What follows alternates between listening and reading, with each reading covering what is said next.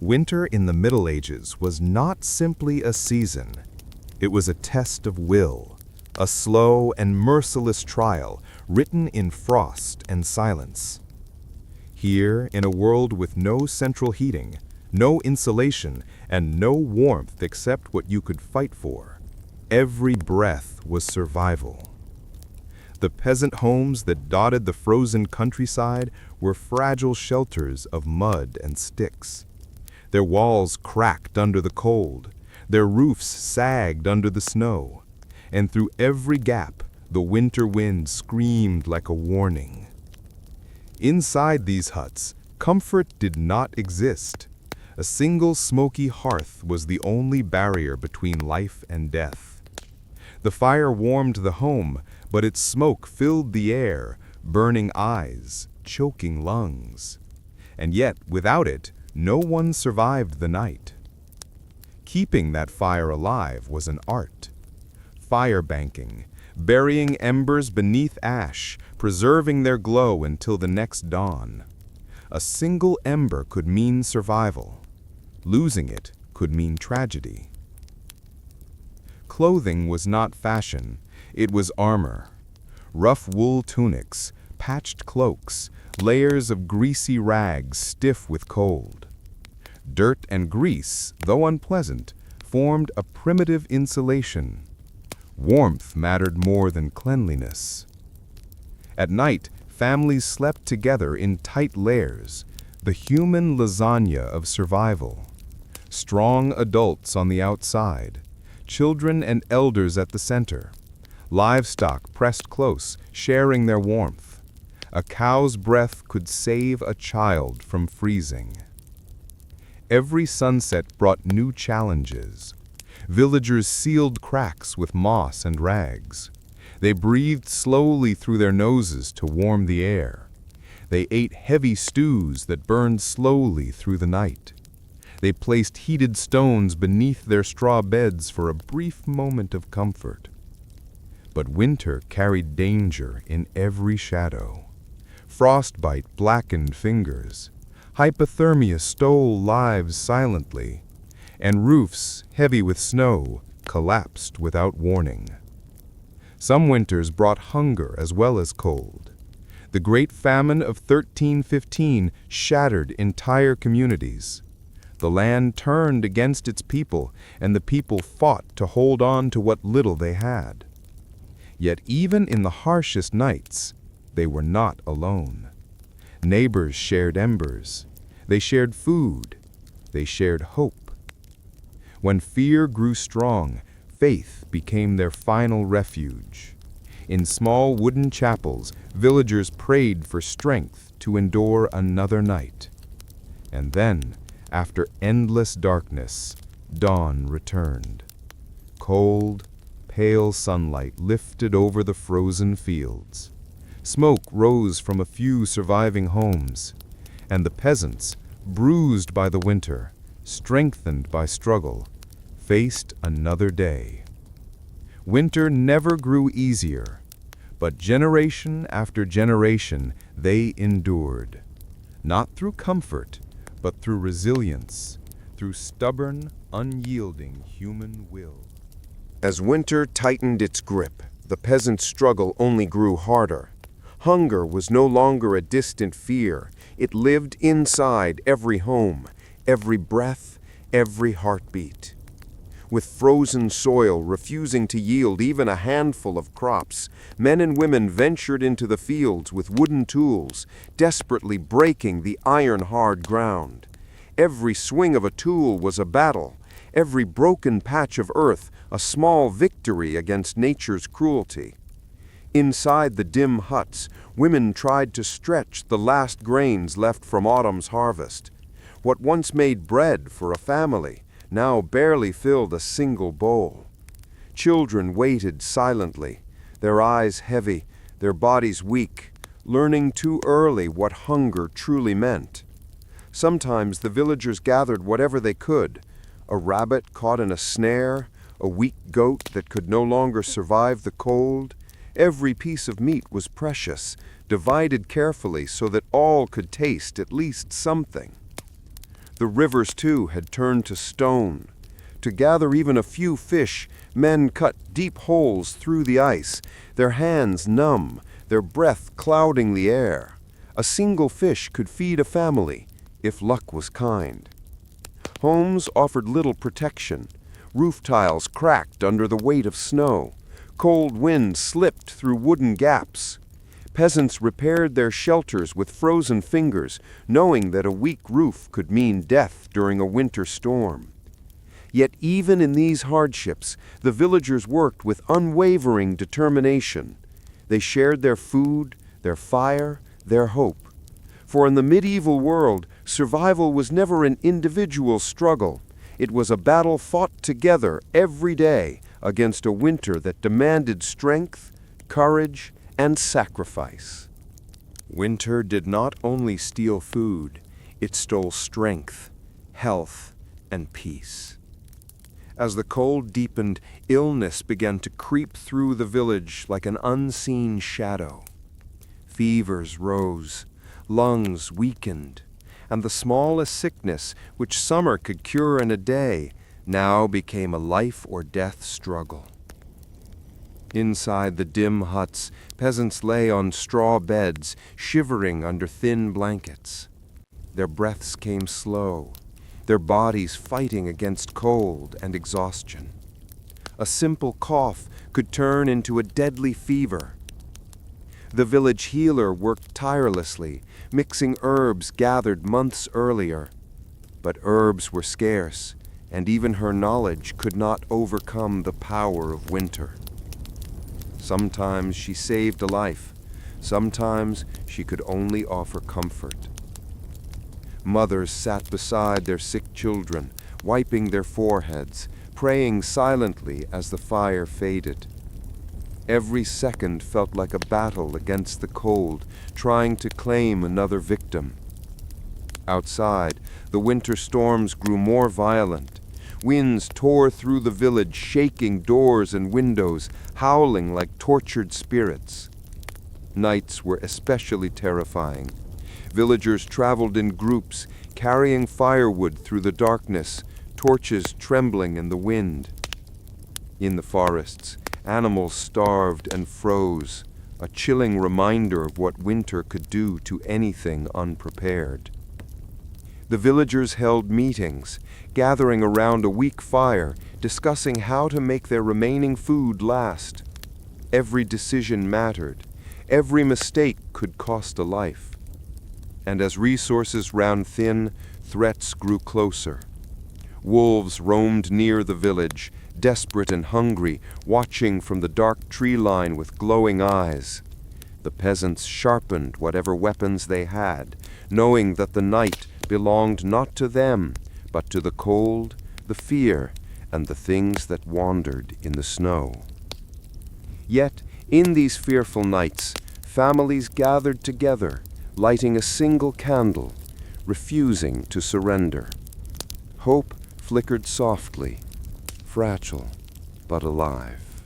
At last, after months of darkness, hunger, and fear, the first signs of spring began to whisper across the medieval world.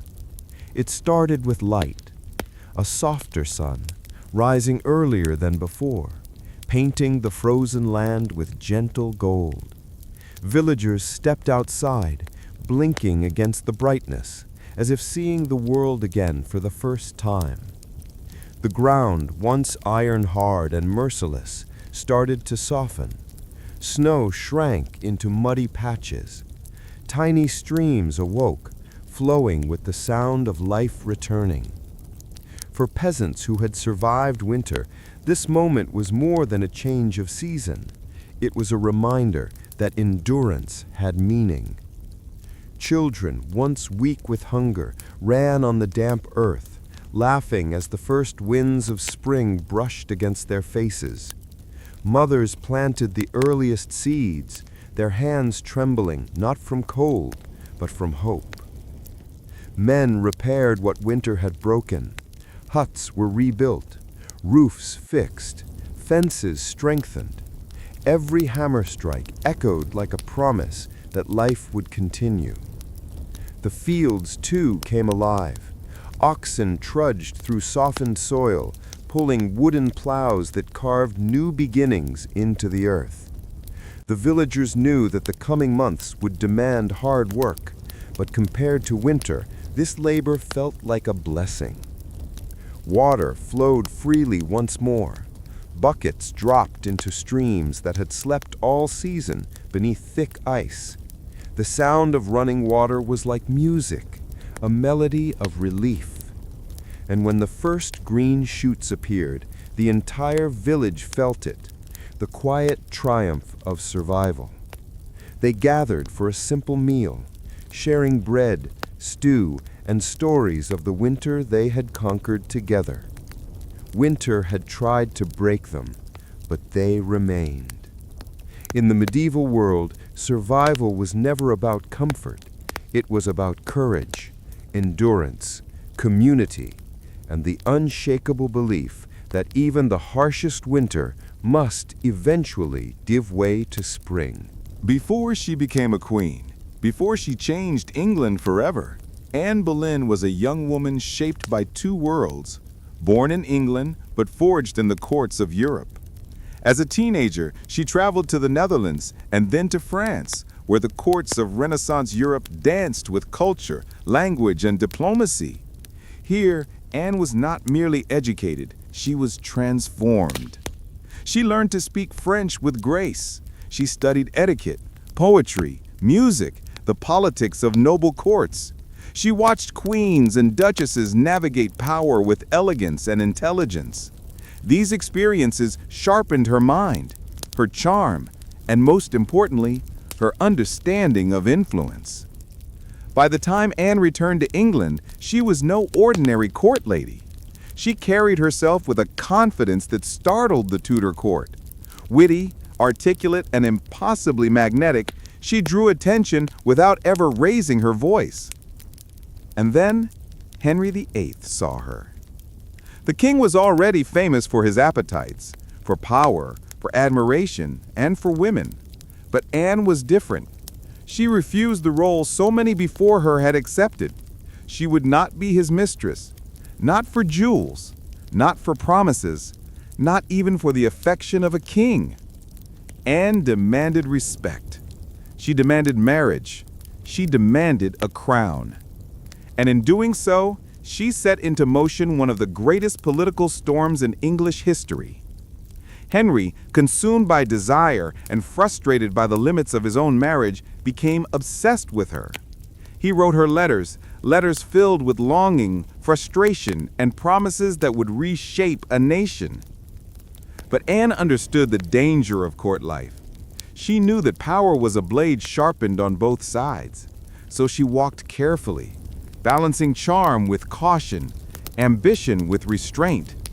As whispers spread through the court, as noble women gossiped and enemies began to form, Anne Boleyn stepped into a destiny she could never escape. Her rise had begun, and the world around her would never again be the same. Anne Boleyn's rise had been extraordinary, but the moment Henry VIII placed a crown on her head, the weight of England itself settled upon her shoulders. Their marriage began in secret, whispers in a candlelit chapel, vows spoken not just between two lovers, but between two forces preparing to reshape a kingdom. When Anne was crowned Queen of England in 1533, London erupted in celebration. Processions filled the streets with color and song. Banners rippled in the summer wind. To many, she was the symbol of a new era, a queen of intellect, elegance, and unstoppable conviction. But beneath the celebration, a nation trembled. For Henry VIII had broken from the Catholic Church to claim her. He had challenged the Pope himself, and in doing so, he split England in two, those who supported the king's will and those who feared God's wrath. Anne understood this better than anyone. She carried not only a crown, but a revolution. Her greatest hope was to secure the future of this new dynasty. In 1533, she gave birth to her daughter, Elizabeth, a child who would one day become one of the greatest monarchs in history, though no one could yet see that destiny. But Henry VIII did not want a daughter. He wanted a son. For a while, Anne remained confident, bold, relentless in her pursuit of influence. She surrounded herself with scholars, advisors, allies. But the court, once intrigued by her brilliance, began to turn against her. Every miscarriage weakened her position. Every argument made Henry colder. Every whisper in the corridors sharpened into a political knife. And in the shadows, Thomas Cromwell watched, measured, plotted. He had once been Anne's ally, but the winds of Tudor politics shift quickly. Anne's influence threatened his ambitions. Her voice, once the spark of a movement, now challenged the wrong man. As Anne's health declined, as her enemies multiplied, the woman who had risen higher than any common-born lady before her felt the ground shift beneath her very feet. She walked through royal halls where she had once commanded awe, but now there were glances, cold, calculating. Conversations hushed at her approach. And Henry, the man who had risked everything for her, grew distant, staring past her as though she were already a ghost. The crown that had once shone like triumph now felt like a tightening circle of iron. The queen was surrounded, not by armies, but by whispers, by plots, by men who had decided her fate before she ever had the chance to defend herself. Anne Boleyn had reached the height of power, and now she was standing at the edge of its deepest fall. In the farthest reaches of creation, where time bends and space folds like soft fabric, a bridge once formed. A bridge not built by hands, but by destiny itself. Across this dark cosmic path walked a lone traveler, a soul chosen not by power, but by the silent whisper of purpose. Beyond the bridge waited the ancient judges, keepers of fate, watchers of 1,000 worlds. They did not speak with voices. Their words flowed through light, through the golden threads that shaped all destinies. The traveler knelt, and in that moment, the universe seemed to hold its breath. Above them, the sky cracked open. A blinding tear revealed a realm forbidden even to gods, a world where rivers flowed upward and mountains carried the memories of forgotten stars. This was the realm of pure light, a place untouched by war, unscarred by ambition, and unbound by the limits of mortal understanding. Slowly, the traveler rose, stepping toward a portal glowing like the heart of a newborn sun. Beyond it, a city shimmered, golden towers rising like prayers, bridges woven from light, and beings of grace drifting like living stardust. And at the center, the throne of light, silent, empty, waiting for the one destined to sit upon it, waiting for the next chapter of creation to begin. As the traveler stepped deeper into the realm of pure light, the celestial gate behind him closed with a gentle sigh, as if the universe itself whispered, "Your path now belongs to fate alone." Before him stretched wonders no mortal eyes had ever seen. Gardens suspended in the sky, where flowers glowed with the memories of stars, and water danced upward like weightless ribbons. But the greatest marvel lay ahead, the library of eternal echoes, a temple of knowledge drifting through the air, where every book carried the heartbeat of an age long gone. Inside, a guardian awaited, a being carved from marble and starlight. Its gaze was ancient, calm, infinite, and impossibly wise. With a slow gesture, the guardian revealed a pool of silver light, a pool that reflected not faces, but memories.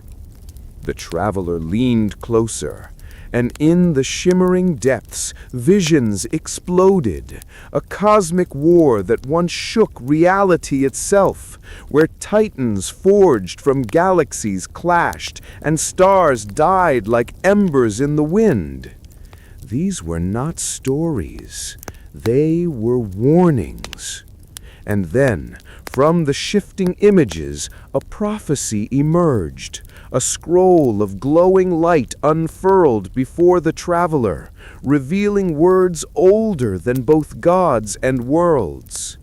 Words that spoke of a chosen soul, a coming darkness, and a destiny that would decide the future of every realm.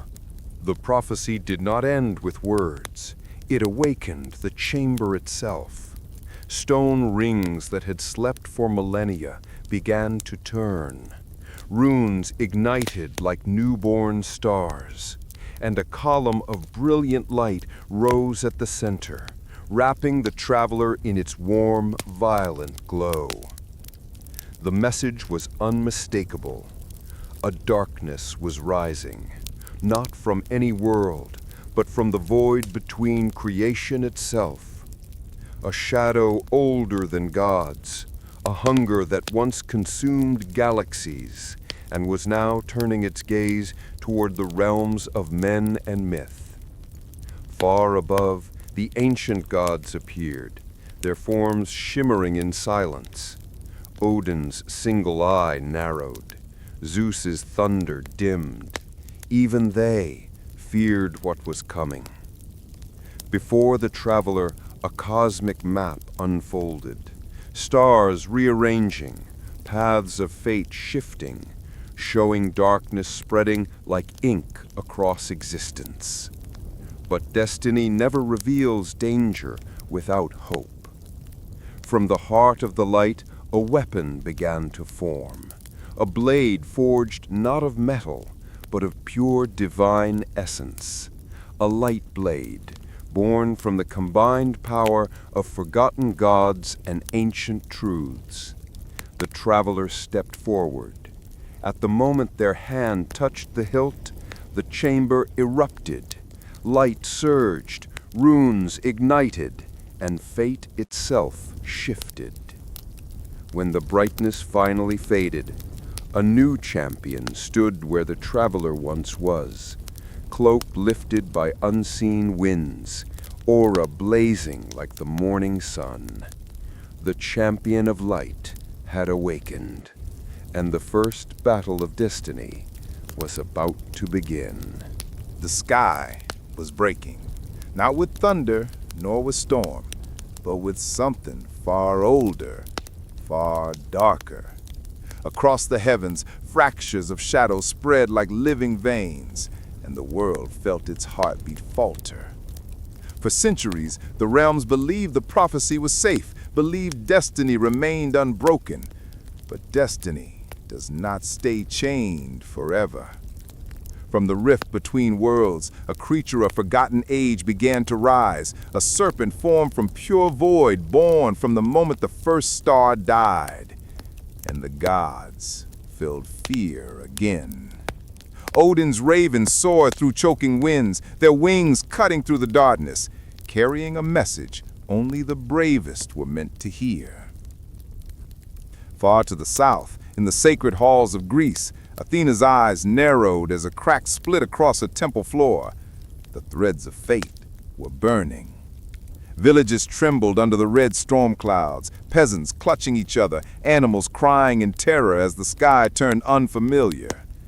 And far above them all stood the chosen hero, Lightblade in hand. Its glow flickered, as if the sword itself feared what was coming. From the storm, Odin's voice thundered, "The darkness rises, the prophecy trembles. Prepare yourself, child of two realms, for your true trial begins now." Athena's owl messengers flew across the realms, their golden feathers sparking light through the spreading dark. But the shadow was hungry.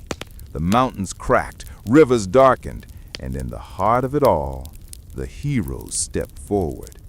Into the valley where shadows danced like living fire, where destiny waited with open jaws. The legend of survival was over.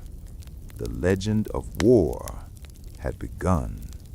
From the rift of darkness, a flood of shadow creatures poured like a living storm. Each step they took pulled warmth from the earth. Each scream they released tore at the air itself. The first clash came like a thunder strike. The hero's Lightblade exploded with blinding gold-blue fire, cutting through the first beast as the ground shook beneath them. But for every shadow that fell, two more rose. In the skies above, Odin's voice roared across the world. Gungnir lifted high, summoning warriors forged from lightning and storm. They descended like bolts from the heavens, crashing into the shadow ranks. From the south, Athena led a phalanx of radiant guardians, their spears catching divine sunlight even beneath the darkened sky. For the first time in history, Norse and Greek gods fought side by side. Thor struck the earth with Mjolnir, sending shockwaves across the battlefield, shattering entire shadow lines. Freya healed the wounded, her magic glowing with fierce compassion as the battle raged around her. And yet, the darkness only grew stronger.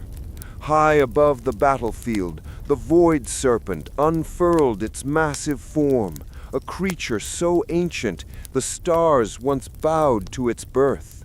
Its scream cracked mountains. The heroes staggered as a wave of shadow crashed upon them, but did not fall. With trembling hands, they raised the Lightblade, its glow expanding like a second sun. Athena's owl circled them, guiding their steps through chaos, whispering the last fragments of the forgotten prophecy. Below, gods clashed with living shadows. Above, the serpent coiled to strike. And in the center of the storm, the hero took their stance, alone, unbroken, ready to face the darkness that could end worlds. The true war of the realms had only just begun. The hero had faced storms, had faced armies, had faced the weight of two worlds. But nothing, truly nothing, could prepare them for the sight before them now. The Void Serpent uncoiled across the heavens like a living eclipse, its eyes burning with the memory of the universe's first darkness.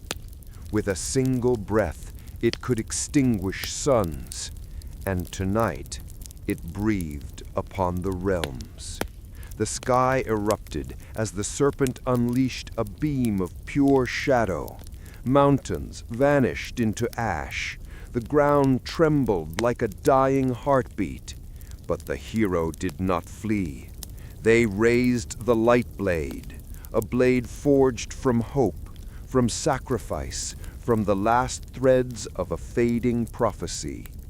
The clash shook the realms, light against shadow, hope against oblivion. Even the gods watched in stunned silence, Odin gripping his spear, Athena whispering ancient prayers long forgotten. But the serpent was not a creature of fear. It was fear.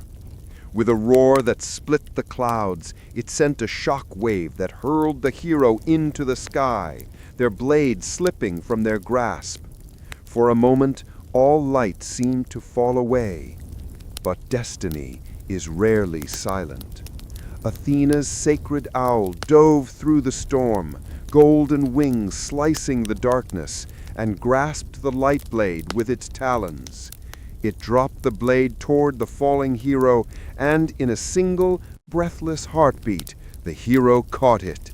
Light erupted. With a desperate scream, they leapt toward the serpent, striking across its face. A wound, small but real, cut through the cosmic beast, and for the first time, the serpent recoiled. But its rage only grew. The sky tore open behind it, a new rift forming, bigger than before, hungrier than before. This battle was only the beginning. The serpent had shown the realms its power. Next, it would show them extinction. Deep beneath the realms, far beyond the reach of mortals, and deeper than even the gods dared tread, lay a chamber lost to time, a place where the universe kept its first secrets. Odin, Athena, and the hero walked through massive golden doors that had not opened in thousands of years. Inside, the air shimmered with memories of creation itself.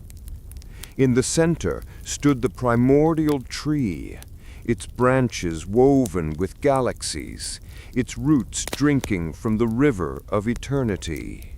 Every leaf flickered with the birth of a world, or the death of one.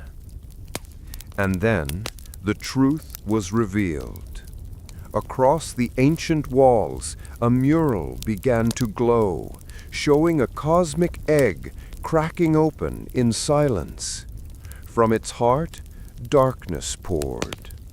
A serpent emerged, not born of malice, but of balance, created when the first light shone, for every star demands a shadow. This serpent was the universe's oldest child. Before gods, before realms, before destiny itself. The mural shifted, showing the first war, light clashing with darkness across the void. Worlds rose, worlds fell, and the serpent devoured suns as easily as a beast devours breath. The gods who survived that age formed a council. Together they forged a single weapon, a blade able to wound the darkness itself, the Lightblade. And then came the prophecy. A figure stood alone against the serpent, bathed in starlight, their identity hidden. Athena's voice trembled as she touched the glowing symbols. She whispered, "The prophecy never spoke of a god. It spoke of a mortal." Odin turned away, shadows heavy in his eyes. For he had known this truth from the beginning. The hero stepped forward, staring at the mural of destiny, their own silhouette carved in ancient stone. They were not chosen by chance. They were not guided by luck. They were born for this, born to stand where gods could not, born to face what gods feared. And beyond the chamber walls, the serpent roared, as if sensing the truth had finally been revealed. The war to decide the fate of the cosmos had entered its next chapter. When the final echoes of battle faded, a silence spread across the realms. Not the silence of fear, but the silence of peace. For the first time in ages, The Norse skies and the Greek heavens breathed as one. The shattered gates were rebuilt, the wounded lands healed. Where fire once raged, flowers returned. Where shadows once whispered, now the wind carried only calm. Odin stood beside Zeus. Athena bowed her head in respect to Freyja. The age-old divide dissolved like mist under morning sunlight. And the hero, the child chosen by both fates, walked not as a warrior, but as a guardian. He carried no crown, no throne awaited him, only a path leading home. The Lightblade, once a weapon of war, now slept in gentle glow, a reminder of the darkness defeated and the unity earned. In the skies above, fallen warriors rose as golden lights, honored by gods, remembered by eternity. And so the realms entered a new dawn, not one of battles, but of harmony. The world tree touched Olympus like an old friend. Rivers of light flowed where borders once stood. Two mythologies, one future. And as the hero stepped into the quiet forest, the wind whispered, "Your destiny is fulfilled. Rest now, for peace has finally come."